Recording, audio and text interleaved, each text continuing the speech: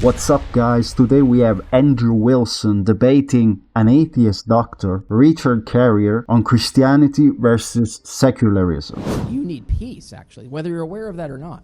So peace is essential. That's another smuggle. Need peace. It's not a question. No, that's tautological again. This is a physical social system thing. So if you don't have peace, Richard, people's ability to achieve how is goals it not a gets impaired. tautology to say we need it because we need it? No. So if you want to accomplish your goals, that ability, whatever You can goals are, accomplish your matter. goals without peace. It's impaired, right? So you obviously, Yeah, but see what I mean? So- it's like that's not a need. No, it's yes, it is. No, it's So not. If you want to maximize your ability to do this, Yes. right? So you don't want to throw impairments on yourself to make it harder to achieve your goals. Just because you could achieve goals, maybe it's much harder. Mm-hmm. You absolutely do want to have it not be harder, Yeah. right? So everybody, that's a need. People need it to be easier, right? So people need. Well, I peace don't to think have that the you things they want. demonstrated the need, but I'm just willing to grant it, just to move the conversation forward. Which Christians, Granting what? the idea that that there's a need for peace in order to accomplish goals. Which Christian nationalists are proposing war? Proposing war? Mm-hmm. I think there's a lot of Christian nationalists. Which ones? Okay, I'm not, can't name anyone Yeah, right now. because but there aren't any. There's not a I'm- single one. I'm pretty sure, don't a lot of Christian nationalists support the war in Israel? What the fuck? Or are they against it? What's your take on that?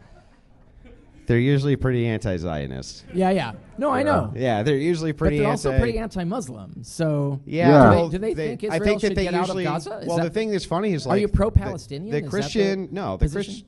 the Christian nationalist position, generally speaking, when it comes to war, especially like war between Palestine and Israel, is frankly not our business, right? Yeah. So we would be promoting the peace and welfare of our people.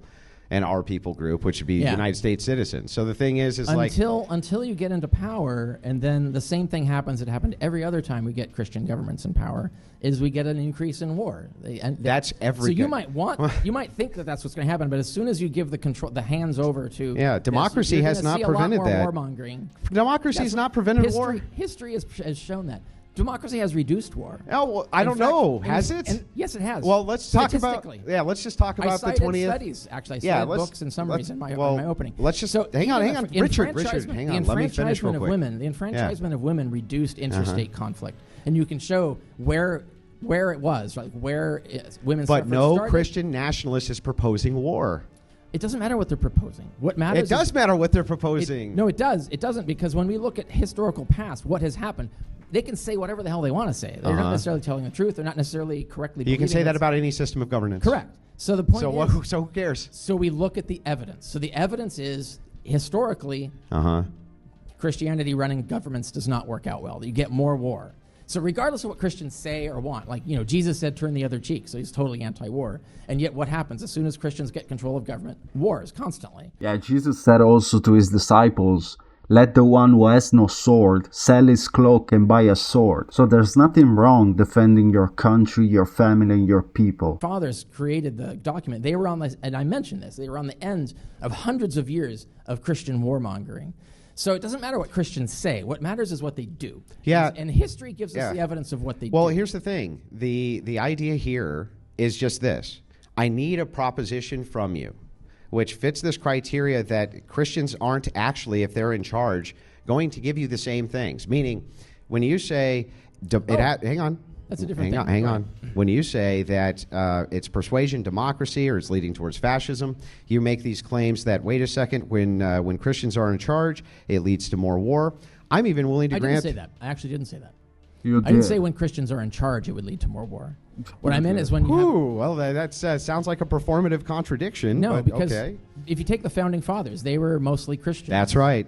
And so, but they understood that the government could not be Christian. So Christians in charge. So, yeah, but they made the government not operate as a Christian government, right? So it was equal to everybody. It treated everybody the same. It did not impose any Christian things. So, right? Christians are in charge of the government. Christians can That's fine. certainly vote for secular humanist governments and prefer to, even argue that they should. So if it's the case that Christians are in charge of the entire government because they're voted into office, and it's the case that they begin to amend it, let's just say, for instance, not only does that not meet any of your criteria for fascism, doesn't meet any of your criteria for Well, basically for anything bad. Why shouldn't people go and vote Christians into office as much as possible, even if the preference and tailoring of people is going to be to remove these things that you consider enshrined rights? That was my argument. That, in fact, we can separate Christians into two groups. The ones that agree that we should have a secular humanist government, right? Yeah. So they're actually agreeing with me on this. Sure. So they're not a threat to this. The Christians who want to dismantle that, they're a threat to this. So if they use legal process to get there, then what ends up, like at that point, would be a fascist state, right? So it's like they're promoting, like actually moving towards fascism, even if they don't think they are or whatever. But again, I think we're arguing over the definition of fascism. Well, because the problem, let's take fascism out I don't of it. think we're really arguing over the definition. Let's say fascism doesn't exist. The word doesn't mean anything. Yeah. Nothing is fascist. Let's just say that. Yeah, nothing's fascist. So the issue is outcomes. Outcomes, exactly. So let's start with births. For outcomes, how are you going to solve the birth rate problem? You're just going to do mass migration, right? Well, right now, immigration is working fine in every country. It is. So hang on. If you look at Canada, Sweden, even. And are we getting all of those people from Christian nations who have an ought to breed? Say again? Are we getting those people mostly from Christian nations where they have a higher population of people because they're Christians and they have an ought to breed? Well, the reality is that once you get into a free democratic society, it's very expensive. So children become expensive. So we see this, the third generation rule.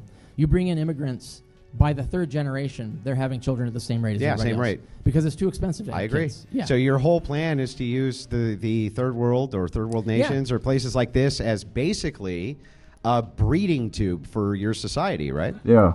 Well, I mean, that's kind of a callous way to put. But it's true, describe isn't human it? beings. Like, I mean, human beings aren't breeding tubes. They're actual people. How are you not doing that though? Isn't the plan for you to use the third world in order to import as many people because they breed and we don't? That's right. And what part of our plan should be to uplift the third world as well. So that will also bring down that. So we have a 2-minute warning. All of this wraps up around 2080. Projections are that the population of the Earth will start to decline by 2080. We're not there yet.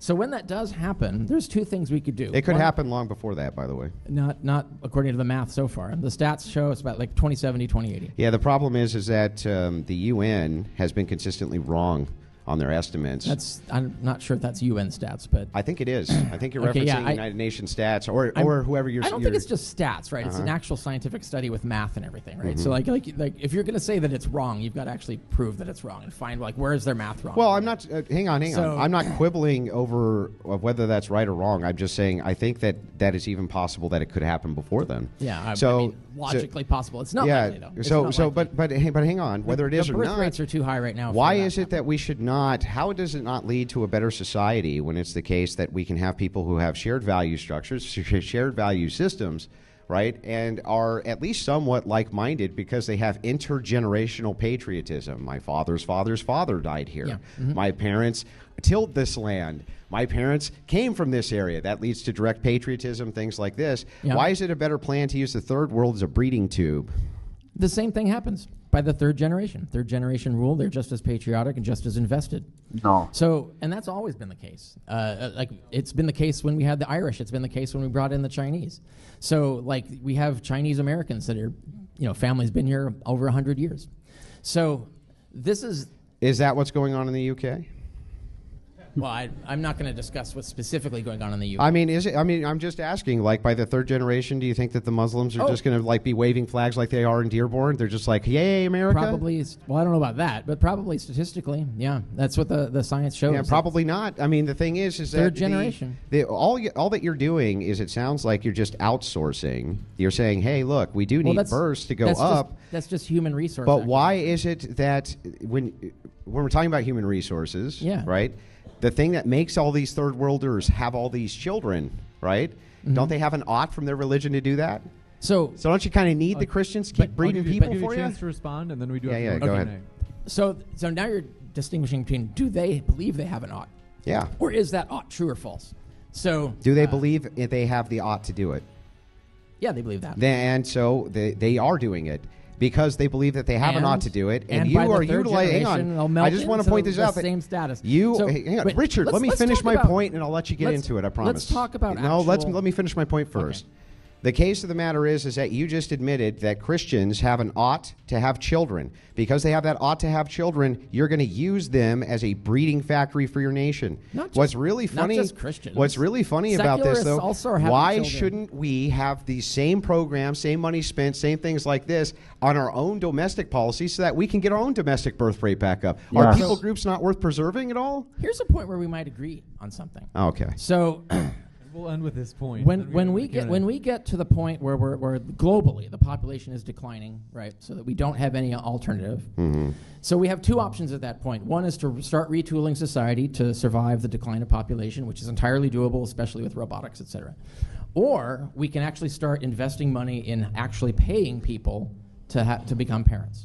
So if you actually want... The problem is we're already doing it. That's why there's mass immigration from Africa, Islamic countries like Pakistan, Afghanistan, even India, to Christian nations like all the European countries, United States, Canada, Australia. There's mass immigration because we are already paying those people to have kids, because they come here, they do their fake war refugee thing, and guess what? They get free housing, they get free healthcare, free food, free Wi-Fi, free phones, free everything, okay? So we are already doing that. We are already paying people to come here instead of helping our people, and we need to stop it. And get married and so on.